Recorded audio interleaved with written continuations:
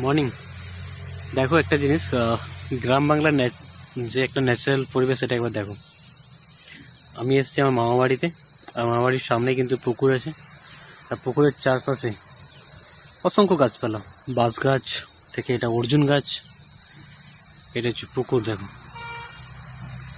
পুকুরের চারদিকে কিন্তু গাছপালা, অনেক রকমের গাছ, তাল গাছ আছে, নিম গাছ আছে, ডুমুর গাছ, পেয়ারা গাছ, আম গাছ। নেচারটা কিন্তু খুব সুন্দর।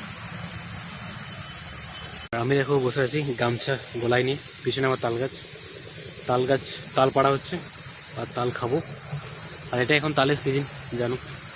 বাড়ি এসছি, তাল খাবো না এটা হতে পারে না, তো তার জন্য তাল পাড়ছে আর আমি এখানে বসে আছি। এবার চারপাশটা একবার দেখো, পুরোটাই কিন্তু গাছ, তাই না? একটা দারুণ ভাইবস।